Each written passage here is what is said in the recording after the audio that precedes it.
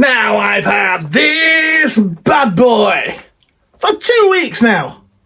What say we take him out and have a little play?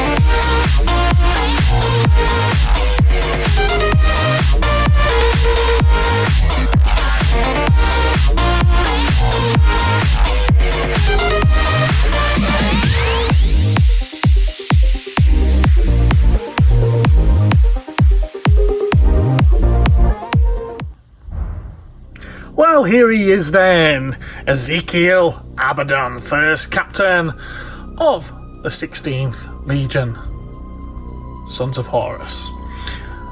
He is what he is, isn't he? He's still shrink wrapped, he's not been out of his box yet, so let's have a quick look at this box before I crack him out of his coffin.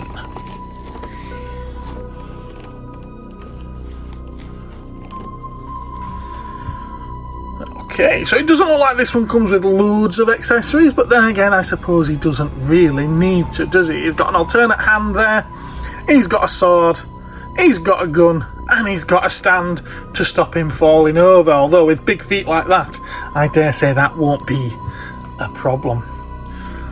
Okay. Right, we've seen it all the way around now. Let's get into it.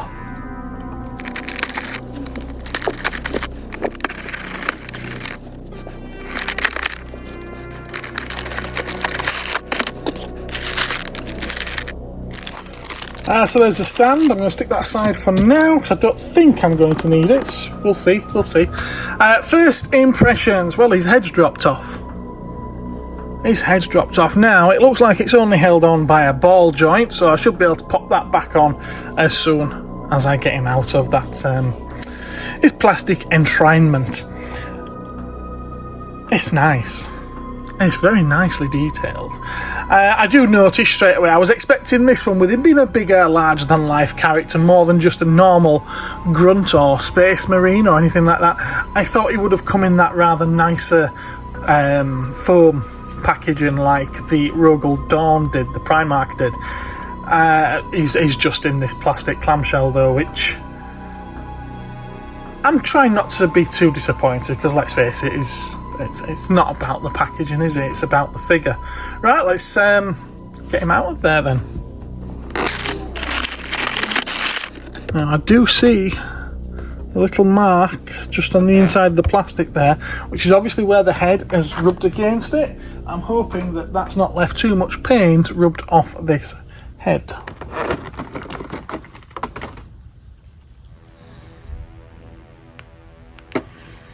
Yeah, so let's have a close-up look at this head, seeing as we've got the opportunity to do so. Nicely detailed, isn't it? Now, he does have like a black spot underneath his eye. I don't know if that's meant to be there. Excuse me one moment. Right, it wasn't meant to be there, it's come off now. I weren't sure if it was supposed to be a beauty spot. Okay, I'm going to pop that back, or try to pop that back onto the body now without breaking the ball joint. Ah, perfect. Went on quite easily. Stand him up there. Yeah, I don't think he's going to have any problem standing on those feet, is he? Looks like he's got Dalek hemis on his skirt, doesn't it? Well, not on his skirt, sorry, on his armour.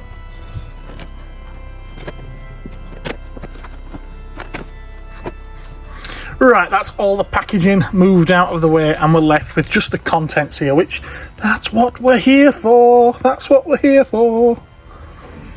Let's have a look at this sword. That's nice, isn't it? That's very nice. Very nice detail there. Eye of Horus on the blade. Lovely jubbly. Obviously, hand. That one's sort of like a grippy hand. I think that's for the sword. In fact, I'm guessing, does the sword not come apart so that you can get it into the hand there? Oh, I'm not sure. I'm surprised by that. Maybe I'm wrong then. Maybe that hand is not for the sword. But you see, the other hand that's on there has a trigger finger, so that's obviously for the bolter. In fact, let's have a go. Yep, that hand is definitely 100% for the bolter.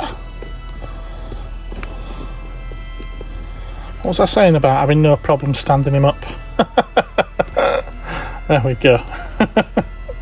There he is. Oh, he's nice. He is very nice. I want to have a good look at this sword now. Right, my bad. I assumed that that thumb was moulded onto the hand, but it's actually not. So yes, that hand is definitely for the sword, and it's quite malleable. There we go.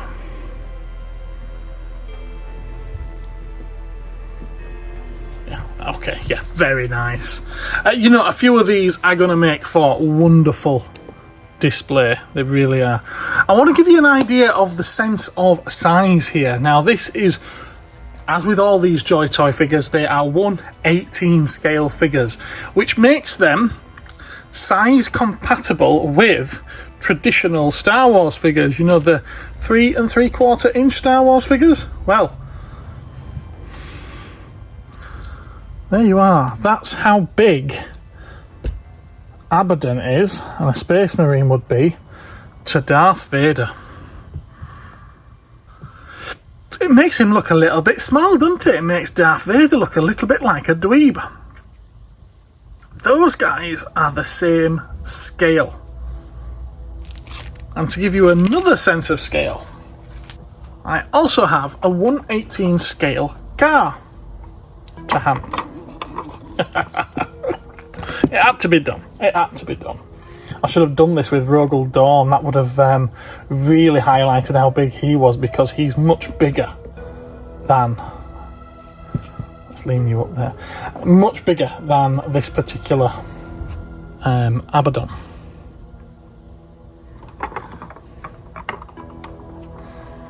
Yeah.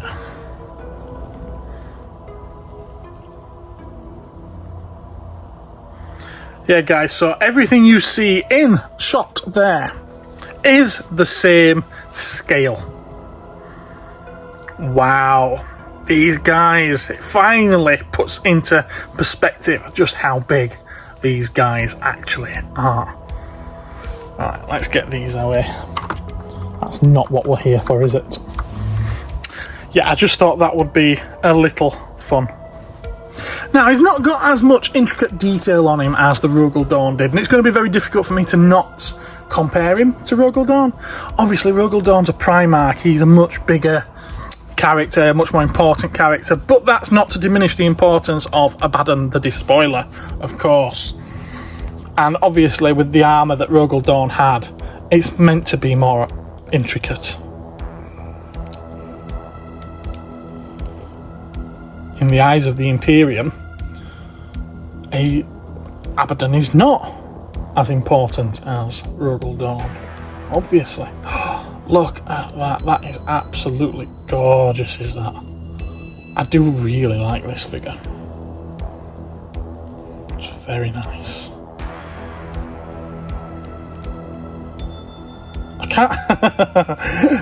I can't help but relate these to the Daleks. Honestly, it's difficult not to.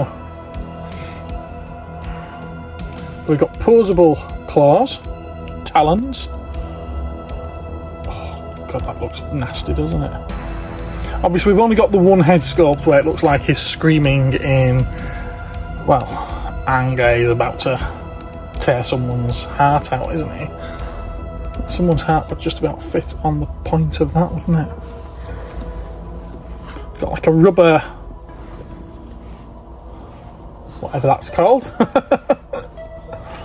These, I imagine, are the same. Yes, they are. All these brown leathery bits are rubber, as is the piping, the tubing. In fact, even those thicker ones, I thought that would be part of the mould, but it's actually not.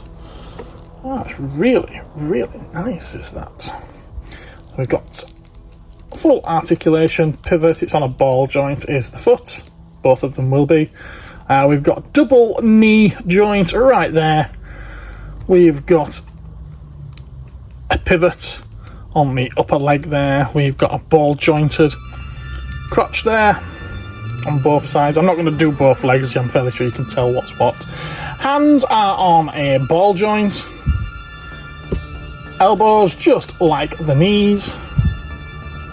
And oh, we've got quite a bit of movement there on the shoulder as well. That's great stuff. We've got a twist on the lower torso. We've got a full ball jointed upper torso there, and we already know that the head is on a ball joint. However, his top knot is going to be quite restrictive to his head movement. Obviously, he won't be able to put his head any further back than what that top knot will allow. Oh, look at the top of his shoulder armour. That is gorgeous, is that? Featuring the Eye of Horus on both of those shoulder pads. Very 80s, isn't he? Men with shoulder pads. Very, very 80s. That's really nice, is that figure? What do you guys think? Are you liking him?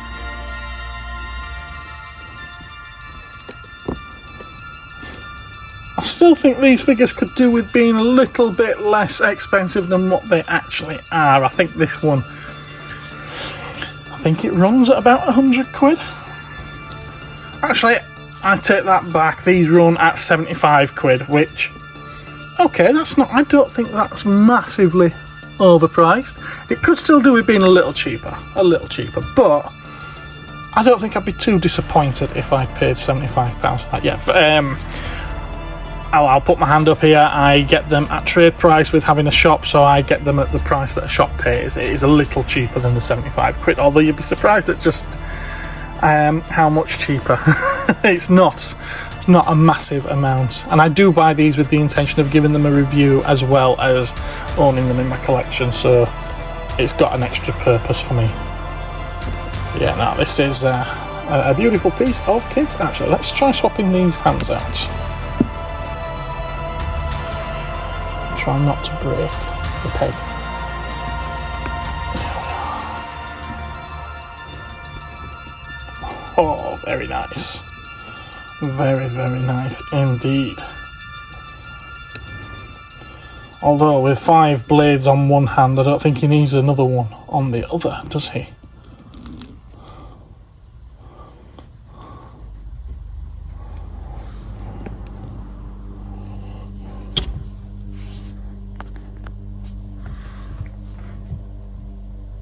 Very nice. Let's get a few shots in various poses, shall we?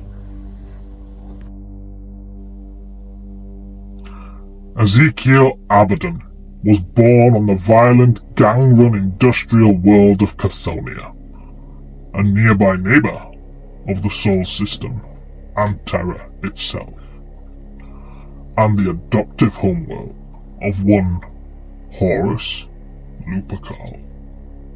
Abaddon wasn't fond of Chthoniya. It was an objectively horrendous place to be. But he was later proud of sharing this homeworld and harsh upbringing with Horus. In a nod to his origins, Abaddon has always worn his hair in the distinctive Chthonic style, bald save for the top knot. The son of the king, Abaddon was expected to murder his best friends, but he rejected this bloody birthright, instead killing his own father. Discovered and taken in by 2 lunar wolves, Abaddon pledged service to his Primarch Horus and was taken to Luna, Terra's moon, to be converted into a space marine in the glorious 16th Legion Astartes. Abaddon proved a natural soldier, a peerless warrior, and redoubtable field commander, simultaneously loved and feared, and respected by his comrades.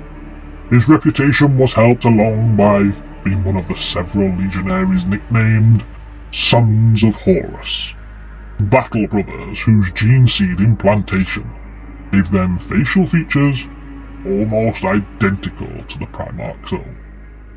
By the time the Emperor's Great Crusade began at the end of the 8th century, around the year 29,800 by our calendar, he had risen to the rank of First Captain of the Legion, commanding his elite 1st Company of Space Marine Terminators, including the universally feared Justerin unit.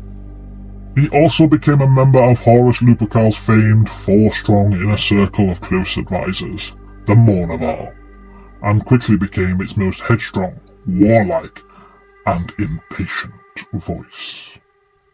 While Abaddon fought with distinction in the Emperor's Great Crusade to reconquer the galaxy, his first loyalty was always to Horus, and as the crusade went on, he was prominent among those lunar wolves who began to resent the Emperor for returning to Terra to work on his secret Webway project, leaving the Adeptus Astartes to fight his wars with her.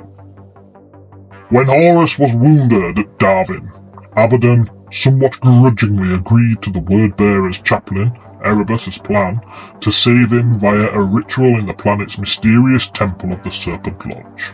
When Horus regained consciousness, Primarch had effectively sworn himself to the Chaos Gods, Nurgle, Tzeentch, Slanesh, and Khorne.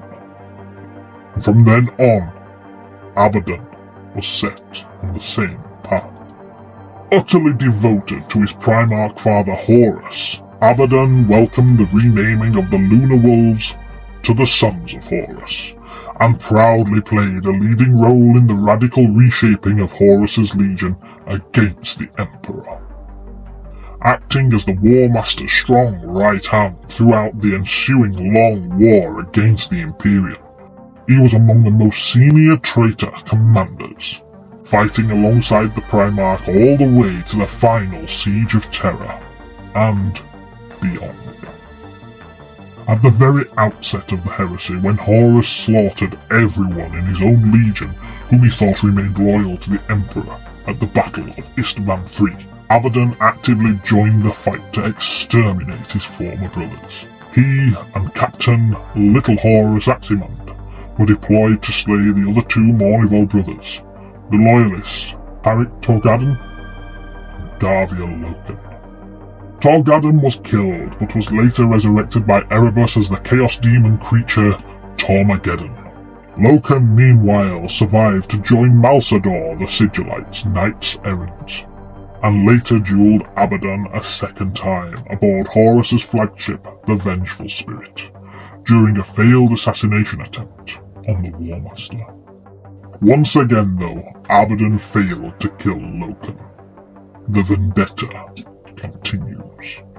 Loken's escape aside, Abaddon led the Sons of Horus into numerous battles during the heresy, and never wavered in his fierce loyalty to Horus.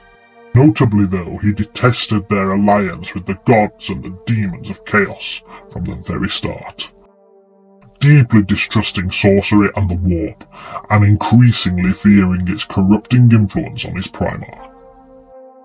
"This is, and always was, a soldier's war," was his constant refrain, even in the face of mounting evidence that their crusade against the Emperor was primarily fueled by, and in service of, the ruinous powers. At the final Siege of Terra, Abaddon was at the very head of the traitor invasion, directing Horus's armies while the Primarch himself remained cloistered aboard his ship. Abaddon commanded the conquest of Luna. He spearheaded the initial assault on the crucial Lionsgate spaceport.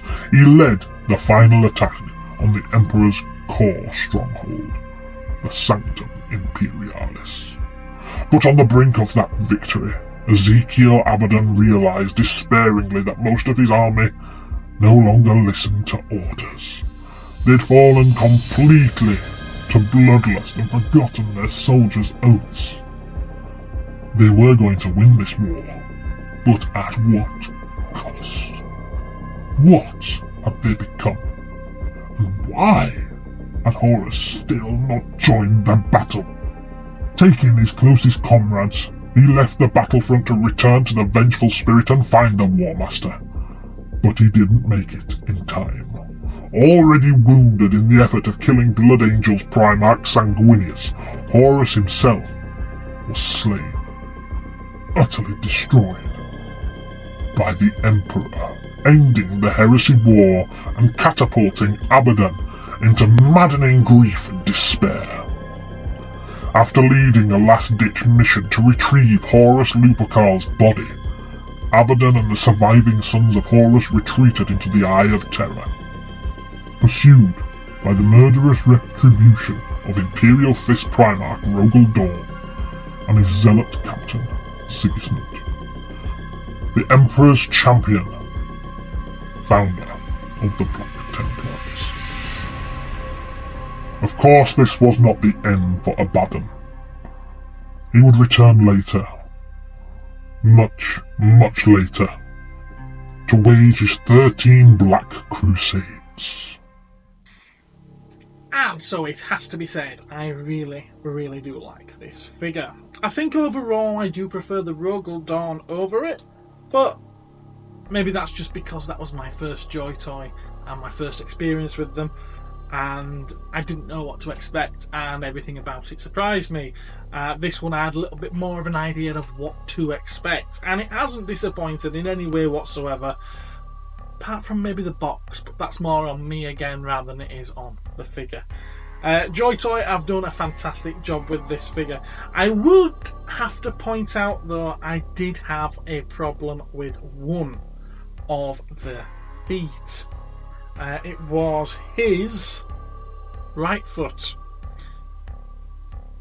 I don't know if you can make it out, but literally just there, the back of the heel was stuck to that piece of armour there, like that, and I had to pry it off with a sharp knife, and it has left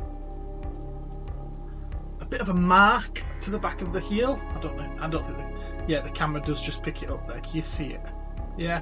Apart from that, and I was able to fix it, and it's the back, so it's not going to spoil any display options that I might have with it in the future.